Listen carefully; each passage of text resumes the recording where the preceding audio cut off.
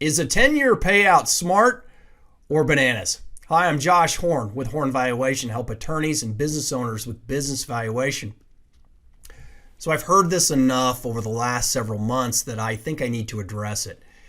And the reason why is because some are coming to me with the idea that the 10-year payout is some sort of magical period of years on a business deal. And what I want to walk you through today is how I come at it in another way. So does a 10-year payout make sense, or is it bananas? I'm going to walk you through this. We're going to do a little bit of math. I'm going to do it all for you. And by the end, I think you'll be able to make up your mind on whether this makes sense or not. So what I want to do here is show you a hypothetical business that I value. Now, don't use these numbers, please, because this is specific to this business that I looked at. What you need to understand are some just real basics, and that's cash flows, risk, and growth. And then we're going to go through rate of return to determine that risk factor. And then I'm going to show you how I do the payback, or the 10-year, as some have suggested to do. So let's go through this business right here, where I estimated a 21% risk rate or cost of capital, a 3.3% sustainable growth rate, converted that through mid-year convention, because the cash flows are distributed through the year on this business, into a capitalization rate. So all you really need to know is that 21% with growth and some other adjustment comes down to a capitalization rate of 15.6. Our business here has $100,000 a year of after-tax cash flows. So we're going to take the $100,000 divided by the 15.6% risk rate, capitalization rate, and we're going to come up with an estimated value of this business, $641,000. So I just want you to remember the 21%, the value of the business is $641,000. That's really all I want you to focus on right now. So how did I estimate that risk rate? So let's look at some comparable rates of return on other assets. Here's a schedule of rates of return on various assets.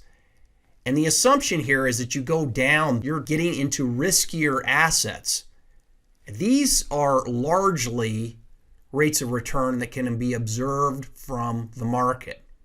So there's tangible evidence here. When we're talking about private companies, they aren't traded. So we have to estimate the risk.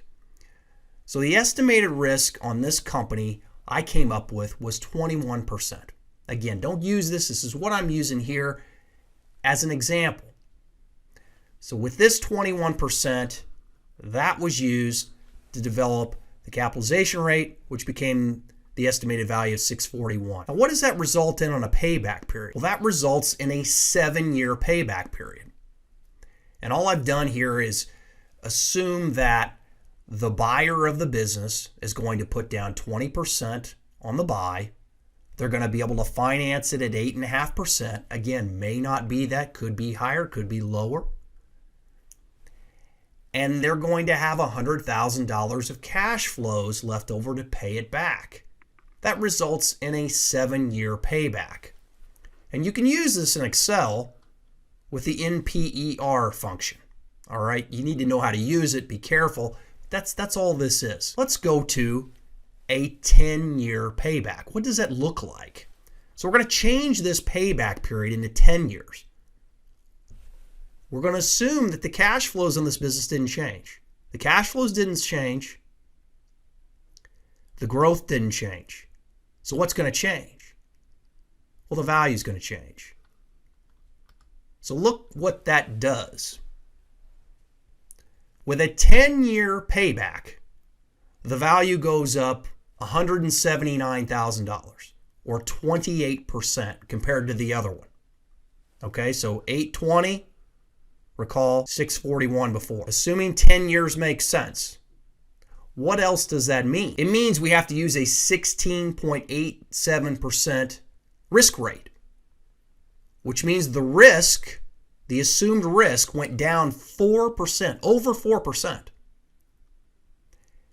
Does that make sense? Well, let's go back to our rate of return schedule on asset classes. It is now sitting at 16.87%.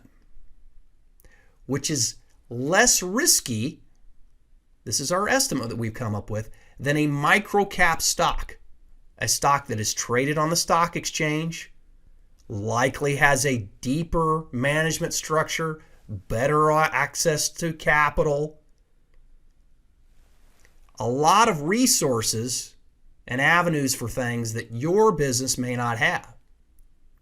So we're saying they're using a 10-year payout now that the business is less risky than that microcap stock. Does that make sense?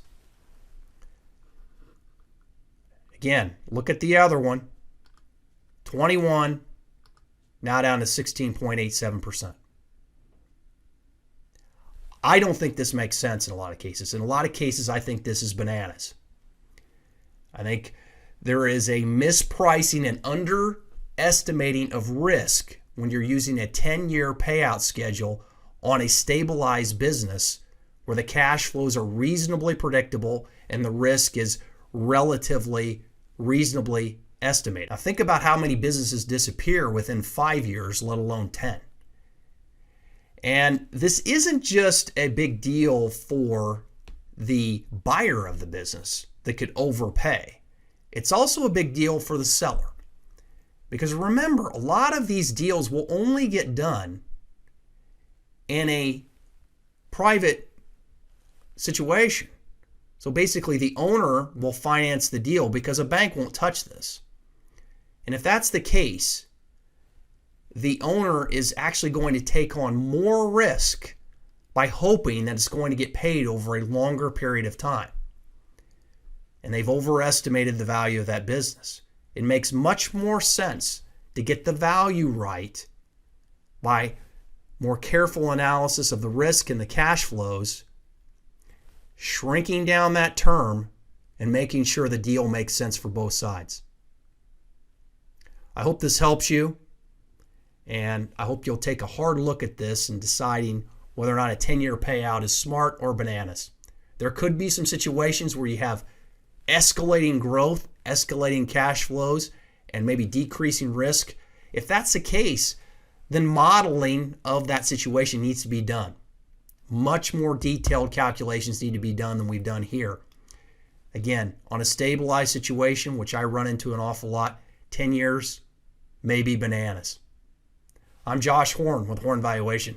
Have a great day. Bye. One thing I noted on edit of this video, and I apologize, I had a non-controlling interest in the spreadsheets, and it is, in fact, a controlling interest. So we're talking about someone that has 100% control of the company, and it is marketable to the extent that any private company is 100% marketable and liquid. So just a clarification of that on my spreadsheets, it is controlling and marketable. Thanks.